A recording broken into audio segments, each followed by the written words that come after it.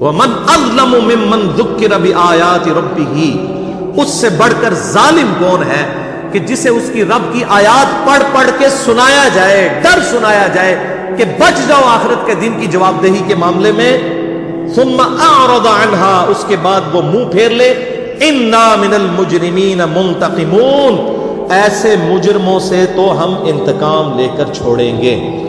اتنی سخت آیت ہے کہ جو اللہ تعالیٰ کی نصیحت کو کیجول لیتا ہے، اللہ تعالیٰ فرماتا ہے ایسے مجرموں سے ہم انتقام لیں گے۔ انتقام کا لفظ استعمال کیا ہے، جو اللہ تعالیٰ کی دعوت کو، اس کے محبوب صلی اللہ علیہ وآلہ وسلم کی دعوت کو کیجول لیتے ہیں۔ یہ ہمارا یہ رکوع مکمل ہو گیا۔ اب 2-3 حدیثیں سنا کے میں اس کو کنکلوڈ کرتا ہوں میرے بھائیوں۔ یہ دنیا کی زندگی عارضی ہے، آخرت میں پہنچ کے یہ سارے ایشوز ریزالو ہو جائیں گے۔ صحیح مسلم کی حدیث ہے کہ آپ صلی اللہ علیہ وآلہ وسلم نے فرمایا، جب جنتی جنت میں داخل ہوگے تو پہلی ان کو خوشخبری یہ دی جائے گی کہ جنتیوں تمہیں مبارک ہو، آج کے بعد تم کبھی نہیں مرو گے، ہمیشہ زندہ رہو، موت ختم ہو جائے گی۔ جو بخاری میں آتا ہے کہ موت مینڈے کی شکل میں لا کے میدان محشر میں قتل کر دی جائے گی۔ جنتیوں کے لیے خوشخبری ہوگی کہ اب ہمیں جنت سے نکالا نہیں جائے گا، اور دوزخیوں کے لیے اس میں عذاب ہوگا کہ ہمیں موت نہیں آئے گی۔ تو مسلم شریف کے الفاظ ہیں، پہلی خوشخبری جنت میں داخل ہو جانے کے بعد کہ مبارک ہو، آج کے بعد تمہیں کبھی موت نہیں آئے گی۔ نمبر 2، آج کے بعد تم کبھی بوڑھے نہیں ہوگے، ہمیشہ جوان رہو گے، 30 سال عمر رہے گی۔ نمبر 3، کبھی بیمار نہیں پڑو گے، ہمیشہ ہی تندرست رہو گے۔ نمبر 4، کبھی بدحال نہیں ہوگے، ہمیشہ خوشحال رہو گے۔ اور 5ویں خوشخبری تو سب سے اوپر ہے کہ آج کے بعد اللہ تم سے کبھی ناراض نہیں ہوگا، ہمیشہ راضی ہی رہے گا۔ جنت میں کوئی ایسا عمل نہیں ہوگا کہ جس کی وجہ سے اللہ تعالیٰ ناراض ہو۔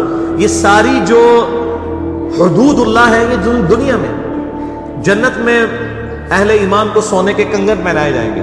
دنیا میں مرد کے لیے سونا حرام ہے، دنیا میں مرد کے لیے ریشم حرام ہے، لیکن قرآن حکیم میں آتا ہے ریشمی لباس پہنایا جائے گا جنتیوں کو۔ جنت میں کوئی ایسا عمل نہیں ہوگا جس سے اللہ تعالیٰ ناراض ہو، لیکن دنیا کی زندگی پھر قید خانہ ہے۔ صحیح مسلم میں حدیث ہے، آپ صلی اللہ علیہ وآلہ وسلم نے فرمایا کہ دنیا کی زندگی مؤمن کے لیے قید خانہ ہے اور کافر کے لیے جنت ہے۔ قید خانہ اس لیے کہ اسے ہر لمحے سوچنا پڑتا ہے، یار اے پتہ نہیں اللہ ناراض نہ ہو جائے، اے میں کیتا اے غلط نہ ہوئے، یہ کر دیا یہ غلط نہ ہو، تو ہر وقت ایک قید خانے کی سچویشن۔ لیکن یہ دنیا کی چھوٹی سی زندگی دے کے آخرت کی زندگی لے لی جائے تو کوئی مہنگا سودا تو نہیں۔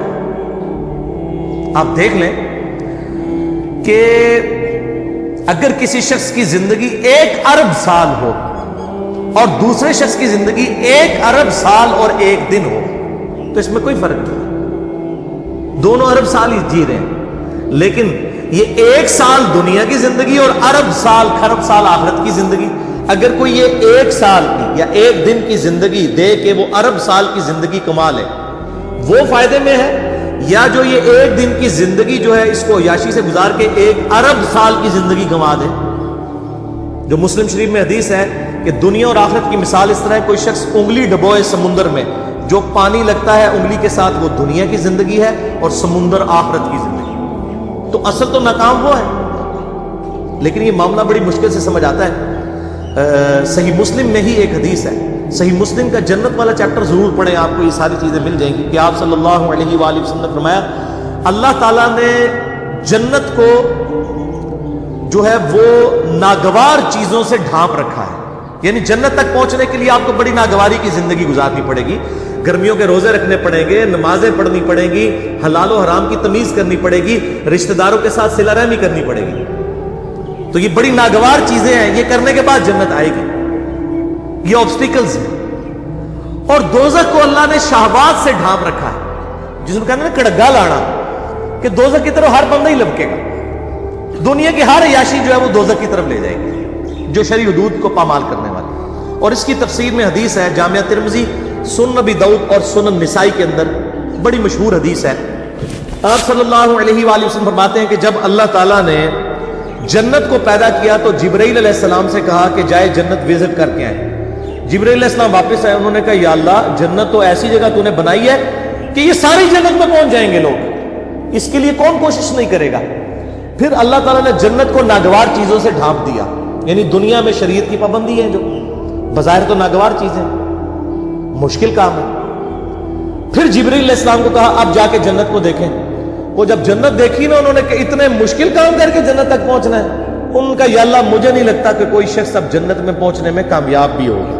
یہاں لوگ کہتے ہیں اللہ جو کچھ بھی ہے تیرے محبوب کی امت سے، یعنی اسی بندے دا پتر نہیں بننا، اسی اپنی اصلاح کوئی نہیں کرنی، این جی سانو قبول کر، یعنی چور ہیں، ٹھگ ہیں، بے ایمان ہیں، بے نمازی ہیں، جو کچھ بھی ہے تیرے محبوب کی امت سے۔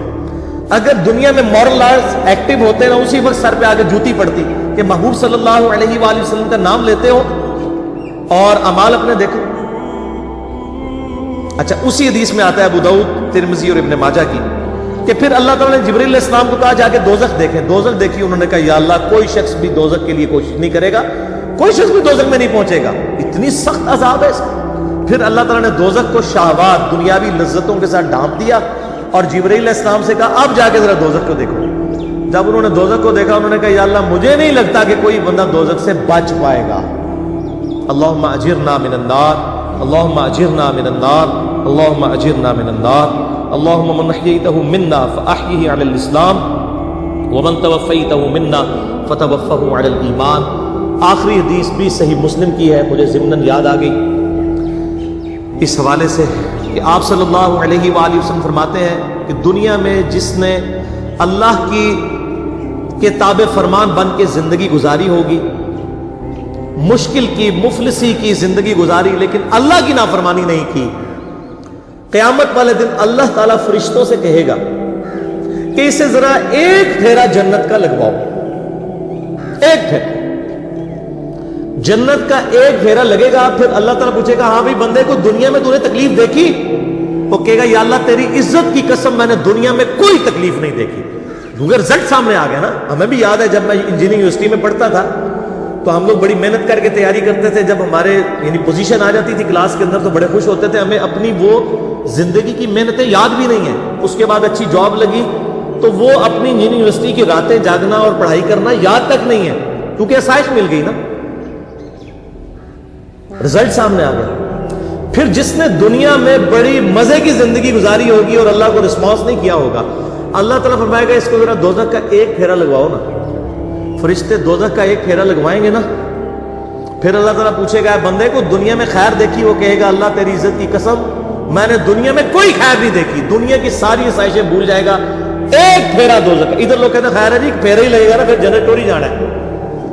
یہ پھیرا کہنا بڑا آسان ہے، یہ جو لوگ یہ کہتے ہیں نا ان کو کہیں کہ آپ ایک منٹ کے لیے صرف موم بتی کے فلیم پہ ہاتھ رکھ کے بتائیں، آپ اتنے وثوق سے یہ بات کرتے ہیں۔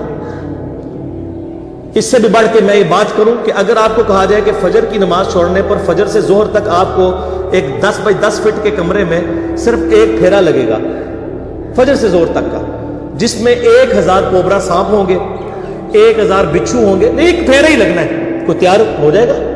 کہاں اٹھیں گے تصور سے؟